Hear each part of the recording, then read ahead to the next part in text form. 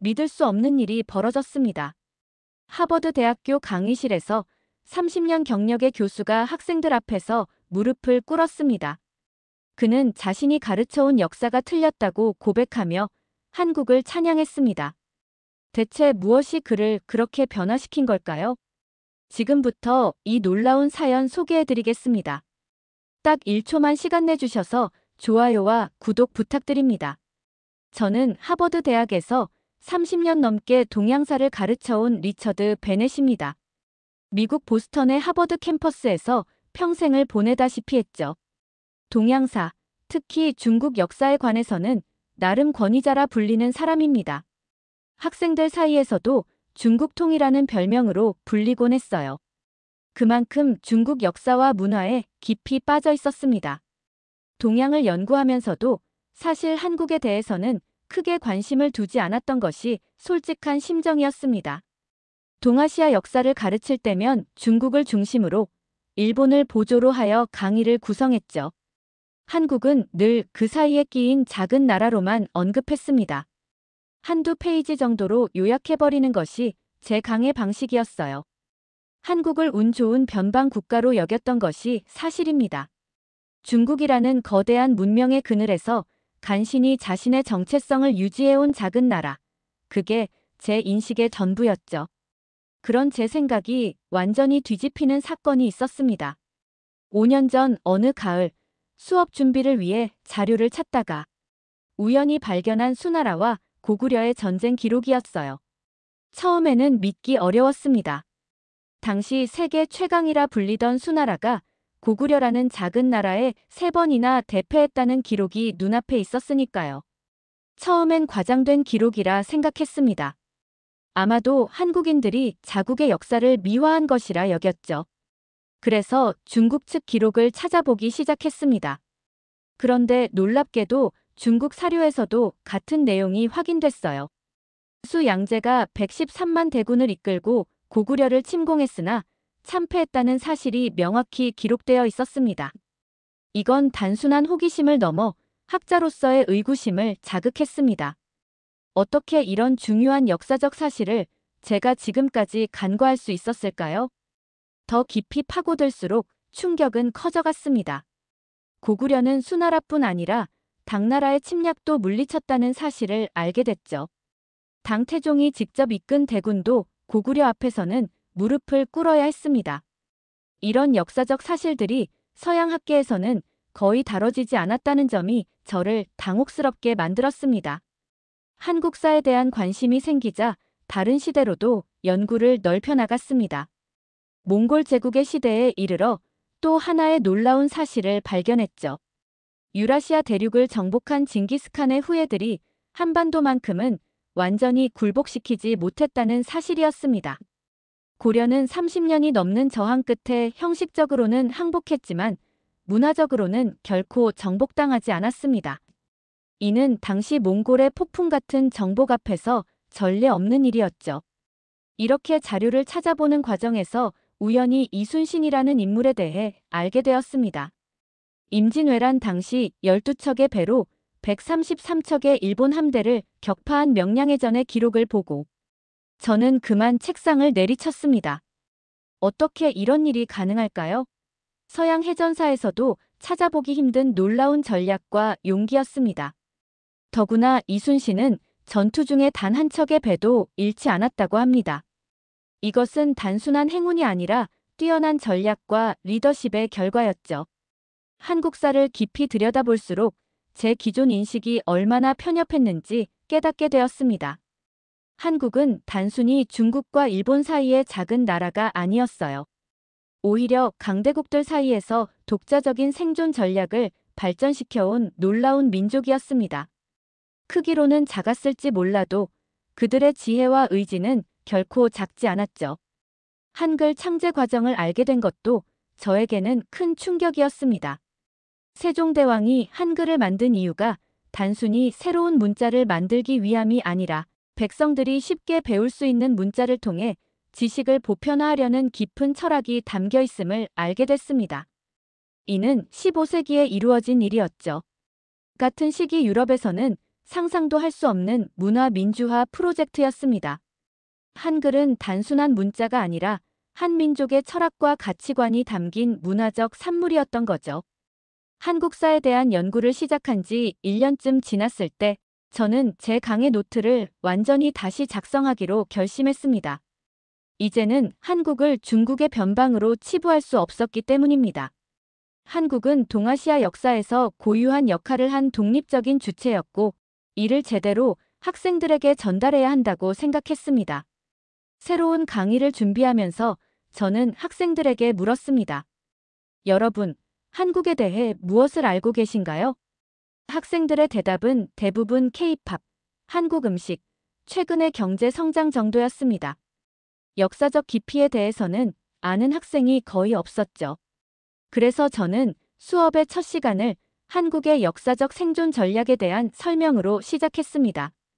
수나라와 고구려의 전쟁부터 시작해 몽골에 대한 저항, 임진왜란 시기의 이순신, 그리고 근현대에 이르기까지의 이야기를 들려주었죠. 학생들의 반응은 놀라웠습니다. 그들의 눈에서 호기심과 경이로움이 느껴졌습니다. 한 학생이 손을 들고 질문했죠. 교수님, 그렇다면 왜 이런 한국의 역사가 서양 교육에서 제대로 다뤄지지 않는 건가요? 저는 솔직하게 대답했습니다. 그건 우리의 편협한 시각 때문입니다. 우리는 너무 오랫동안 서구 중심 또는 중국 중심으로 역사를 바라봤습니다. 하지만 이제는 그 시각을 바꿔야 할 때입니다. 제 강의를 들은 후 한 한국계 미국인 학생이 저를 찾아왔습니다. 그녀의 눈에는 눈물이 고여 있었죠. 교수님, 저는 한국계 미국인으로서 자라면서 항상 제 뿌리에 대해 자랑스럽게 생각하지 못했습니다. 하지만 오늘 강의를 듣고 제 조상들이 얼마나 강인하고 지혜로웠는지 알게 되었어요. 정말 감사합니다.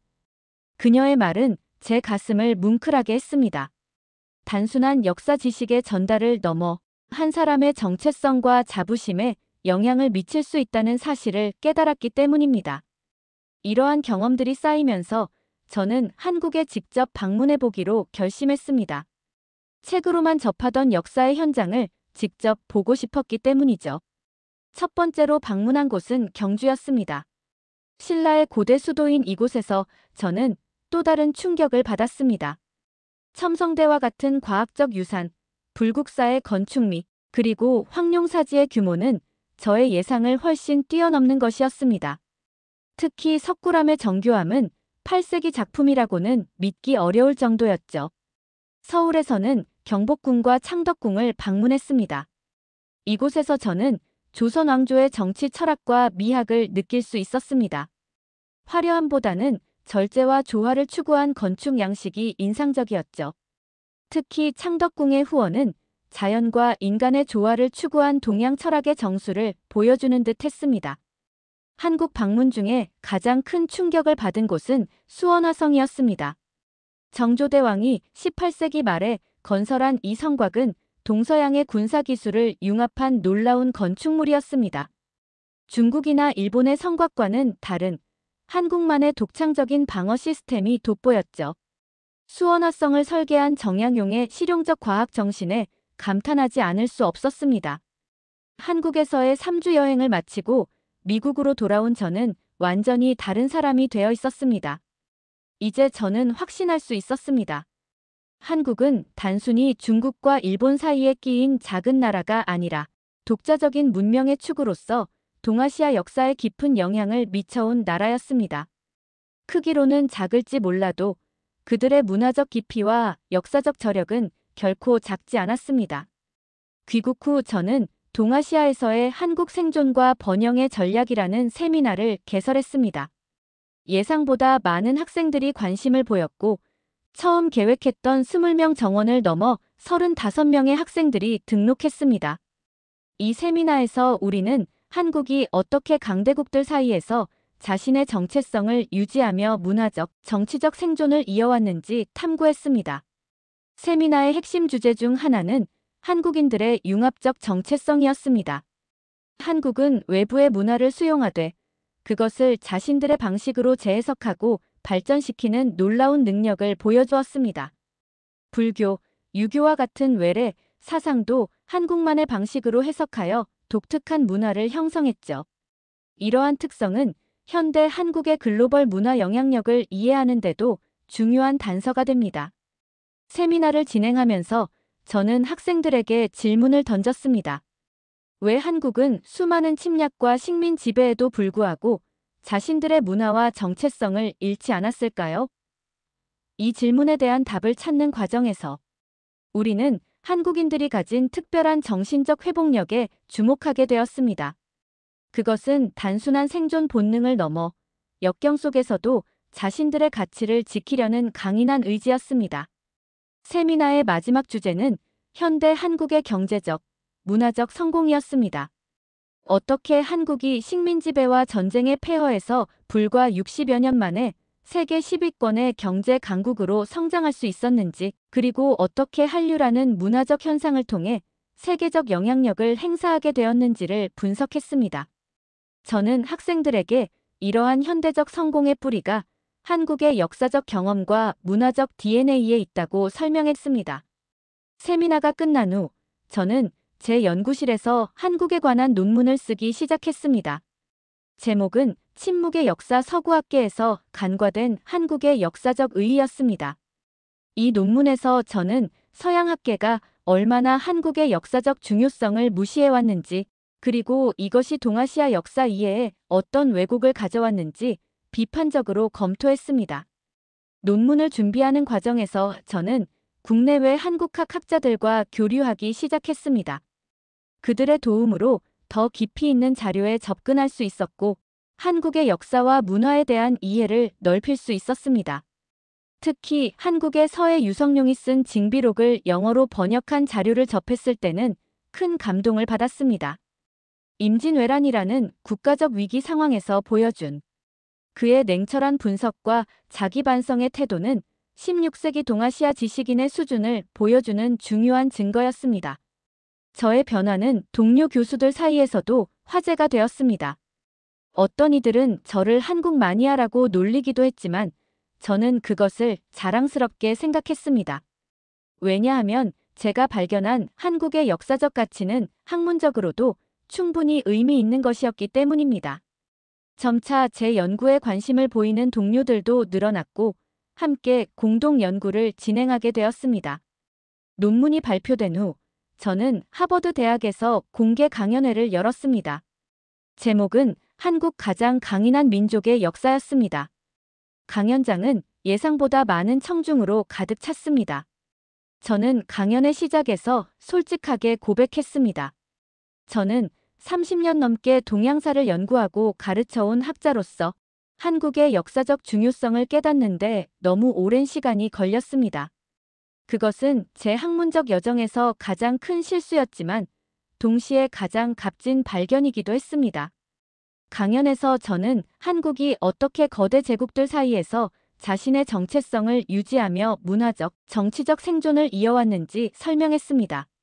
한국은 단순히 생존한 것이 아니라 독자적인 문명을 발전시켰다는 점을 강조했습니다. 제가 특히 주목한 것은 한국인들의 정신적 주권이었습니다. 물리적으로는 정복당하고 식민 지배를 받았을지라도 정신적으로는 결코 굴복하지 않았다는 점이었죠. 강연이 끝난 후 질의응답 시간에 한 학생이 물었습니다. 교수님, 한국의 역사가 서양학계에서 제대로 평가받지 못한 이유는 무엇이라고 생각하십니까? 저는 잠시 생각한 후 대답했습니다. 그것은 우리의 강대국 중심 사고방식 때문입니다. 우리는 너무 오랫동안 크기와 힘으로만 역사적 중요성을 판단해왔습니다. 하지만 한국의 역사는 우리에게 다른 관점을 제시합니다. 강대국 사이에서도 독자적인 문명을 발전시키고 유지할 수 있다는 가능성을 보여주죠. 이것은 오늘날의 세계 질서에서도 중요한 교훈을 줍니다. 강연회 이후 저는 더욱 적극적으로 한국의 역사와 문화를 알리는 활동을 시작했습니다. 대학 내에서 한국학 프로그램을 확대하는 데 힘을 쏟았고 한국의 대학들과 학술 교류를 추진했습니다. 특히 젊은 학자들이 한국에 관심을 갖도록 장학금 제도를 마련하는 데 기여했습니다. 제 연구실은 점차 한국 역사 연구의 메카로 자리 잡기 시작했습니다. 다양한 배경을 가진 학생들이 한국에 관한 연구를 위해 모여들었고 활발한 토론과 연구가 이루어졌습니다. 저는 이 젊은 학자들에게 항상 강조했습니다. 역사를 볼 때 선입견을 버리고 작은 나라의 이야기에도 귀 기울이세요.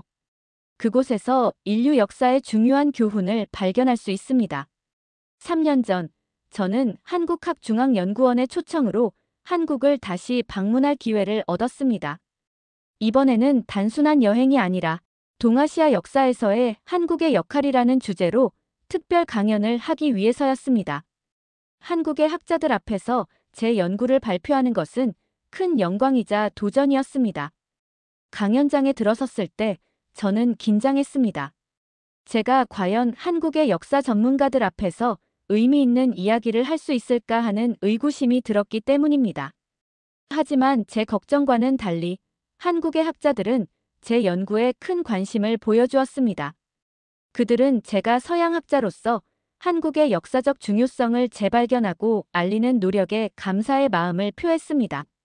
강연 후 한 원로 역사학자가 저에게 다가와 말했습니다. 리처드 교수님, 한국의 역사는 강대국의 그림자에 가려져 있었습니다. 하지만 교수님과 같은 공정한 시각을 가진 학자들 덕분에 우리의 이야기가 세계에 알려질 수 있습니다. 감사합니다. 그의 말은 제 가슴을 뭉클하게 했습니다. 저는 단순히 학문적 호기심으로 시작한 연구가 한 민족의 자긍심과 연결된다는 사실을 실감했습니다. 한국에서의 두 번째 방문은 제 인생에서 가장 의미 있는 시간 중 하나였습니다. 저는 더 많은 역사적 현장을 방문했고 더 깊이 한국의 문화를 체험했습니다. 특히 국립중앙박물관에서 본 고대 한국의 예술품들은 저를 감동시켰습니다. 그것은 단순한 공예품이 아니라 한민족의 미적 감각과 철학이 담긴 문화유산이었습니다. 미국으로 돌아온 후 저는 대학 내에서 한국학연구소 설립을 제안했습니다. 이제는 한국의 역사와 문화가 단순히 동양학의 일부로서가 아니라 독립적인 학문 분야로 연구되어야 한다고 믿었기 때문입니다. 대학 측의 지원과 한국계 동문들의 후원으로 작지만 의미 있는 연구소가 설립되었습니다. 연구소의 첫 프로젝트는 한국의 역사적 회복력 위기에서 기회로라는 주제의 국제 학술대회였습니다. 이 대회에는 미국, 한국, 유럽, 일본 등 다양한 국가의 학자들이 참여했습니다. 우리는 한국이 역사 속에서 직면한 위기들, 그리고 그것을 어떻게 기회로 전환했는지 탐구했습니다. 일본 식민지배 이후의 경제 발전, 한국 전쟁 후의 민주화 과정, 그리고 IMF 위기 이후의 문화적 영향력 확대 등이 주요 주제였습니다. 학술대회의 마지막 날, 저는 폐회사에서 이렇게 말했습니다. 한국의 역사는 우리 모두에게 중요한 교훈을 줍니다.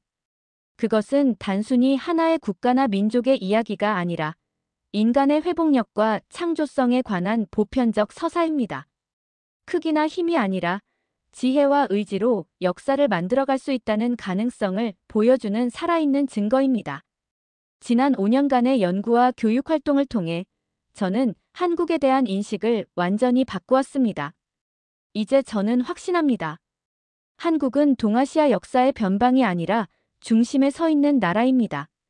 그들의 역사는 강대국의 그림자에 가려진 것이 아니라 오히려 그 속에서 자신만의 빛을 발하며 독자적인 궤적을 그려온 것이었습니다. 제 인생의 후반부에 발견한 이 진실은 학자로서 가장 값진 깨달음이었습니다. 한국은 저에게 역사를 보는 새로운 시각을 선물했고 인간의 가능성에 대한 믿음을 되살려 주었습니다. 이제 저는 남은 학문적 여정을 한국의 역사적 의미를 세계에 알리는 데 헌신하고자 합니다. 여러분, 역사는 단순히 과거의 기록이 아닙니다. 그것은 우리가 현재를 이해하고 미래를 준비하는 데 필요한 지혜의 보고입니다. 한국의 역사가 보여주는 회복력과 창조성은 오늘날 우리 모두에게 필요한 가치입니다. 강대국들의 패권 다툼 속에서도 자신의 정체성을 지키고 역경을 기회로 전환하는 지혜를 배울 수 있습니다. 제가 경험한 한국에 대한 인식의 변화는 단순한 학문적 호기심에서 시작되었지만 이제는 제 삶의 사명이 되었습니다. 한국이라는 나라가 보여준 역사적 저력과 문화적 창의성은 인류 역사의 중요한 한 페이지를 장식하고 있음에도 너무 오랫동안 제대로 평가받지 못했습니다. 이것은 단순한 학문적 불균형을 넘어 우리가 세계를 이해하는 방식의 편향성을 보여주는 증거입니다. 최근에는 제 연구실에서 잊혀진 영웅들 한국 역사의 재발견이라는 프로젝트를 시작했습니다. 이 프로젝트는 서양 교과서에 거의 언급되지 않는 한국의 역사적 인물들을 조명하는 것이 목적입니다. 이순신 장군뿐만 아니라 세종대왕, 장보고, 안중근, 유관순과 같은 인물들의 이야기를 영어로 번역하고 소개하는 작업을 진행하고 있습니다. 특히 장보고라는 인물에 대한 연구는 저에게 또 다른 놀라움을 안겨주었습니다. 9세기 동아시아 해상 무역을 장악했던 그의 이야기는 당시 한국이 단순한 농경국가가 아니라 적극적으로 해양 진출을 시도했던 나라임을 보여줍니다. 이러한 사실은 한국을 단순히 대륙의 변방으로만 보는 기존 시각에 도전장을 던집니다. 제 연구를 통해 한국의 역사는 단순한 생존의 역사가 아니라 혁신과 창조의 역사임을 알게 되었습니다. 금속활자, 세계 최초의 전함인 거북선, 한글과 같은 혁신적 발명품들은 한국인들의 창의성을 보여주는 증거입니다. 특히 세종대왕 시대의 과학적 성취는 당시 유럽의 수준을 뛰어넘는 것이었습니다. 제가 가장 감명받은 것은 한국인들의 문화적 회복력입니다. 수많은 외세의 침략과 식민 지배에도 불구하고 그들은 자신들의 언어와 문화를 지켜냈습니다. 특히 일제강점기 동안 한글을 지키기 위한 노력은 언어가 단순한 소통 도구가 아니라 민족의 정체성과 직결된다는 인식에서 비롯된 것이었습니다. 한국의 현대사 또한 놀라운 이야기입니다. 한국 전쟁으로 폐허가 된 나라가 불과 60년 만에 세계 10위권의 경제 강국으로 성장한 것은 역사상 유례없는 일입니다. 이것은 단순한 경제적 성취를 넘어 한민족의 역사적 DNA에 담긴 회복력과 창의성의 결과라고 생각합니다. 더 놀라운 것은 한국이 경제적 성공에 안주하지 않고 문화적 영향력 확대로 나아갔다는 점입니다. 한류라는 현상을 통해 한국은 자신들의 문화를 세계에 알리고 있습니다. 이것은 과거 외래 문화를 수용하되 자기화하는 능력을 보여주었던 역사적 패턴의 현대적 연장선상에 있다고 볼 수 있습니다. 저는 지난해 한국 정부로부터 한국학 공로상을 받는 영광을 누렸습니다. 시상식에서 저는 이렇게 말했습니다. 한국의 역사를 연구하면서 저는 역사학자로서뿐만 아니라 인간으로서도 성장했습니다. 한국이 보여준 회복력과 창조성은 오늘날 우리 모두에게 필요한 가치입니다. 이러한 가치를 세계에 알리는 일에 제 남은 학문적 여정을 바치겠습니다. 한국에 대한 저의 연구는 이제 단순한 역사 연구를 넘어 현대 세계에 주는 교훈으로 확장되고 있습니다. 어떻게 작은 나라가 강대국 사이에서 자신의 정체성을 유지하면서 번영할 수 있는지 한국의 경험은 오늘날 많은 국가들에게 중요한 사례가 됩니다. 제가 지금까지 이야기한 내용은 30년간의 편견을 깨고 발견한 진실입니다. 한국은 결코 운 좋은 변방 국가가 아니었습니다. 그들은 지혜와 의지로 자신들의 역사를 만들어온 주체적인 민족이었습니다. 크기는 작을지라도 그들의 정신적 지평은 결코 작지 않았습니다.